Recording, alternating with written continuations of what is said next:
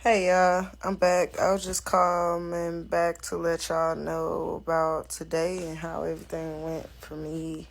I got off work a little bit early, but I'm gonna start with the verse of the day, which is Second Chronicles chapter 15, verse 7. It says, "But it's different with you. Be strong, take heart. Payday is coming." Look, I've come to the point where whatever it is I'm reading out whatever my focal point in the Bible is, I'm starting to see how it pertains to my life and how back then it wasn't at all talking about what I had going on. But I think the whole point, because of it's a living word and the Lord lives in each of us, the whole point is to see where you can use it as your daily bread to get through your day. Like, there's been times where I have read something that I use to get through my day because I know what's going to happen, or like I have an idea on what's going to happen throughout my day as far as like ups and downs or like how to handle it. And it's just ironic because today my payday and I got off work a little early because I did not feel good. I think my kids gave me a little head cold, but like outside of that, like I'm not sick. I'm just not feeling like myself. I'm feeling a little downer, a little bit more downer energy wise, but other than that, like I'm still me. It's just I don't feel that good. And you know what? I was gonna call off, but I was like, no, I'm gonna tough it out. And today's verse definitely has something to say about being strong and take heart. I didn't take my bike. God blessed me with the money to get to work. Well, really, because of his blessing of me having a job, I had the money to get to work, and today's still my payday, so it's gonna get put right back. And then some. Um, he's with you at all times. And throughout chapter 15, it talks about you seeking the Lord and him being with you. If you forsake the Lord, it says he'll forsake you too, but I know for a fact, like he loves all his children. He'll never leave or forsake his children. But if you're not seeking him and you forsaking him, he's not hearing your prayers if you still praying. So like, seek him, don't forsake him, because he wouldn't do that to you. Seek and you will find, ask and you will receive. I actually had that same conversation with, this is all part of like 15. I'm just not reading it straight to you. I focused on the main, this is the MSG version. I focused on the main verse for today, which is, but it's different with you. Be strong, take heart, payday is coming, right?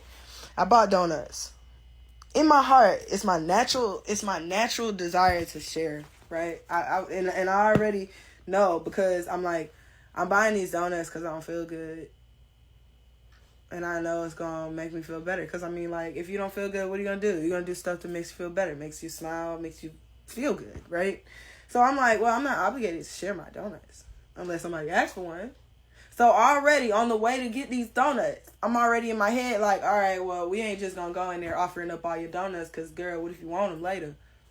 And I'm like, all right. Look, and I left the rest of them at work by accident. I was going to give them to my kids, but shoot, I guess I unintentionally shared without sharing. But if they there tomorrow, that just blesses me because I got my donuts for tomorrow. But I'm saying, like, one of my coworkers, because I offered a customer that was having a rough day already a donut. You know, they said they ain't wanted or whatever. Then I turned around and one of my coworkers was like, can I have a donut? Or why you ain't offer me no donut? I was like, cause I'm not obligated to share my donuts, but why you ain't ask for one? Ask you shall receive, a closed mouth don't get fed. My dad used to tell me. But God say, asking you shall receive. So if you don't ask for one of my donuts that I didn't intend on sharing in the first place, why would I feel like I need to offer you one? If you too scared to ask for one, that's one thing. But if you really want a donut, all you gotta do is ask, and I ain't got no problem giving it to you because I don't need all the donuts. I don't need them all. Why would I need to eat them all? I'm not stingy like that. You feel me? But I'm not. I was guarding my heart in that moment where I didn't just come in there and offer out all my donuts. Because what if I offer one to somebody that was never going to show no type of appreciation, or like somebody that wouldn't turn around? Not that I do it for what I would get back, but what if I did it for somebody that wouldn't turn around and do me 2 cents of a favor going to get a wrench for me or anything. Like, you, like, just anything. Like, that's me guarding my heart. Not saying that anybody at my job is like that. But that was me guarding my heart. Me not offering my donuts. Making people stand on what it is that they say they want. And instead of me offering it to them, I would be looking for somebody to ask for one. And I would happily give. Anyway, I would happily give one. And it's just funny how it says, seek God and the God of their fathers wholeheartedly, holding nothing back, right? That is a beautiful thing.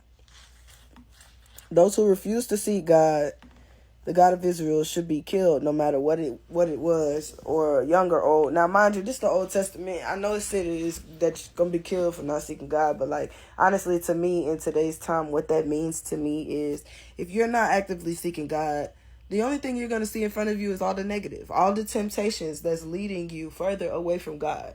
So to seek Him is to literally be filled with life.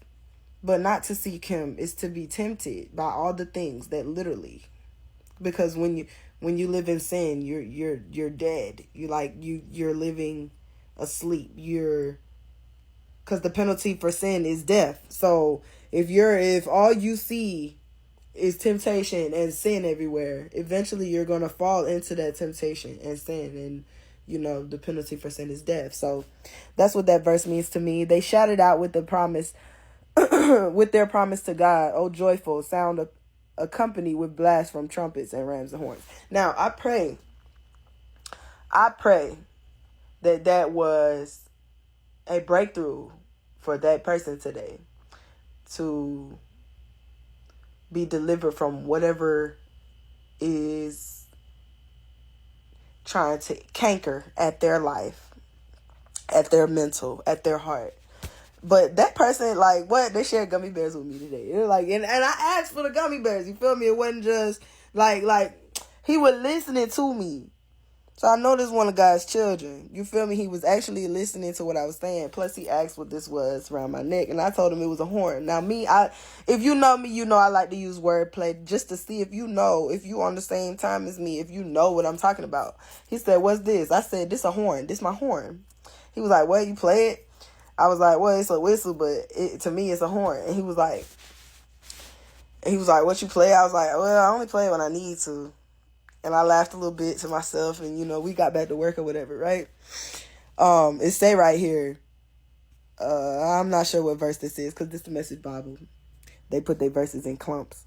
So they shouted out their promise to God, a joyful sound, accompanied with blasts and trumpets and ram's horns. And I just thought that was just so cool and so beautiful, because, like, it was just cool. It was just cool, right?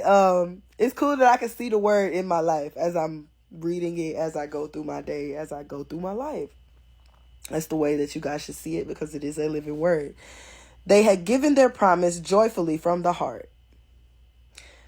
Anticipating the best. They had sought God, and He showed up, ready to be found. God gave them peace within and without, a most peaceable kingdom. Indeed. In his cleanup of the country, Asa went out so far to remove his mother, Queen Maacah, from her throne because she had built a shockingly obscene image of the sex goddess Asherah. Oh, an Asherah pole. That's what an Asherah is. Wow. Idols. Asa tore it down and smashed it and burned it up in the Kidron Valley. Unfortunately, he didn't get rid of the local sex and religion shrines. But he was well invented. His heart was in the right place, loyal to God. All the gold and silver vessels and artifacts that he and his father consecrated for holy use, he installed in the temple of God. There wasn't a trace of war up to the 35th year of Asa's reign. That means for 34 years, God gave Asa peace because he was loyal to God. Get in your word, y'all. I love you. Peace. Also, this month is about focusing on joy, and I'm glad I can see my joy in the midst of all this mess. And also be cleansed of impurity. So to piggyback off of what I said earlier, like, you seek him and utilize what he tells you. Like, be obedient at the same time. I didn't say that in my last video.